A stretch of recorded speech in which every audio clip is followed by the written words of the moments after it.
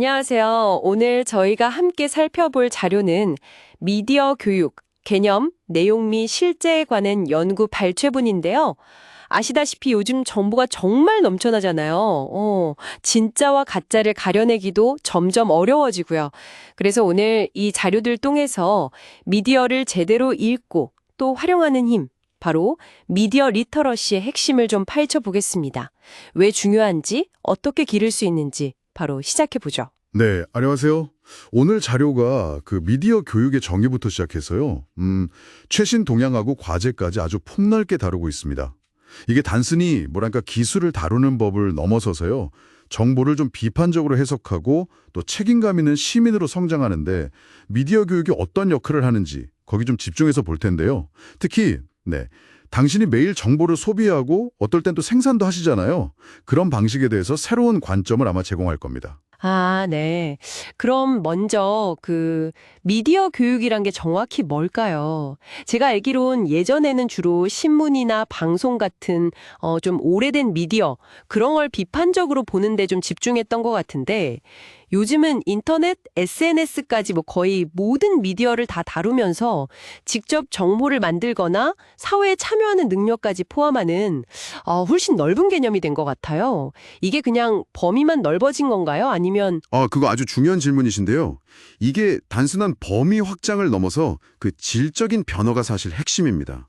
아시겠지만 가짜뉴스 문제, 또 뭐 디지털 성범죄라든가 미디어 과몰입 같은 문제들, 이런 게 개인의 삶은 물론이고 민주주의 자체를 위협하기도 하잖아요. 그래서 미디어를 제대로 분별하고 활용하는 능력이 이제는 뭐 선택이 아니라 거의 생존 기술, 그리고 시민의 기본 소양이 된 거죠. 개인의 삶의 질이나 사회적 안전망과도 이게 직결되는 문제입니다. 아, 그렇군요. 그래서 미디어 리터러시라는 역량이 정말 필수적인 거네요. 단순히 글자 읽고 쓰는 걸 넘어서서 메시지에 숨겨진 의도까지 파악하고 네, 맞아요. 비판적으로 분석하고 또 창의적으로 표현하고 소통하는 그런 종합적인 능력. 아, 이게 핵심이군요. 네. 그리고 거기에 더해서 디지털 시민성이라는 개념도 같이 봐야 합니다. 그러니까 미디어 리터러시가 무엇을 할 수 있나 이걸 다룬다면 디지털 시민성은 온라인 세상에서 어떻게 행동해야 하는가 그 윤리와 책임감을 다루는 거죠. 이 두 가지가 서로 보완하면서 건강한 디지털 사회를 만드는 기반이 되는 겁니다. 특히 여기서 중요한 통찰 하나가 있는데요. 그 미디어가 세상을 그냥 있는 그대로 보여주는 뭐 창이나 거울 이게 아니라는 거예요. 특정 의도를 가지고 현실을 편집하고 재구성한 일종의 표상, representation이라는 거죠. 이걸 간파하는 비판적 사고력, 이게 정말 중요합니다. 아, 표상. 그러니까 보이는 대로 믿으면 안 된다. 약간 이런 거네요. 네, 그렇죠. 그걸 깨닫는 순간 정보를 받아들이는 방식 자체가 근본적으로 달라지게 됩니다. 그렇군요. 그럼 구체적으로 뭘 배우는 건가요? 자료를 보니까 진짜 실용적인 내용들이 많던데요.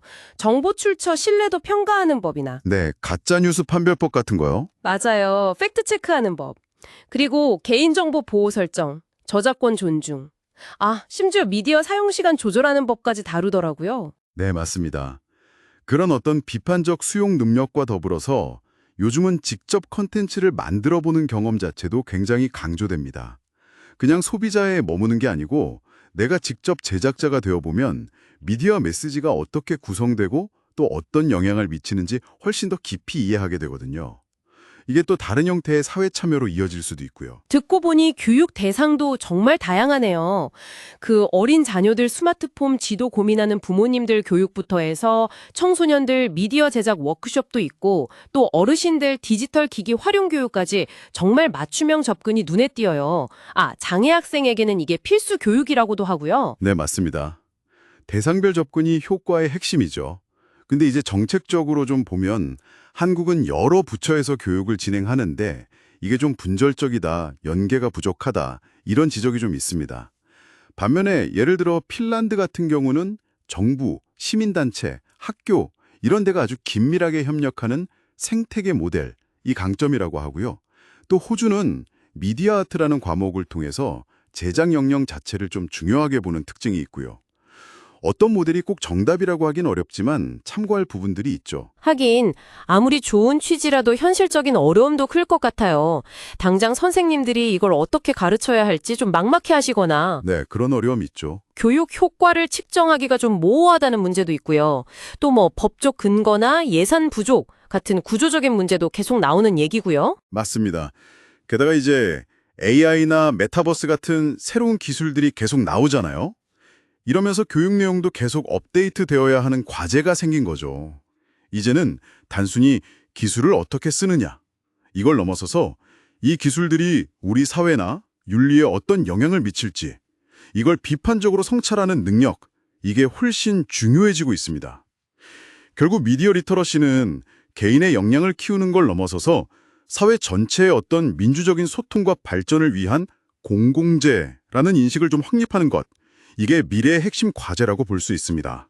와, 오늘 미디어 교육에 대해서 쭉 얘기를 나눠보니까요. 이게 단순히 뭐 정보 활용 능력 키우기 이런 차원이 아니라 정말 우리가 사는 세상을 보는 눈을 키우고 더 나은 사회를 만드는 데 필요한 아주 근본적인 힘이라는 생각이 드네요. 네, 정확합니다. 우리가 미디어를 통해서 세상을 인식하고 또 소통하는 방식이 바로 우리 자신과 우리 사회를 규정하는 거니까요. 그래서 마지막으로 한번 당신에게 질문 하나를 던져보고 싶습니다. 당신은 오늘 하루 동안 접한 수많은 미디어 정보들 중에서 얼마나 의식적으로 그 내용을 곱씹어 보셨나요? 그리고 그 정보가 당신의 생각이나 행동에 어떤 식으로든 영향을 미치고 있다고 느끼십니까? 한번 이 질문을 스스로에게 던져보시는 것부터가 어쩌면 미디어 리터러시의 진짜 시작일 수 있습니다.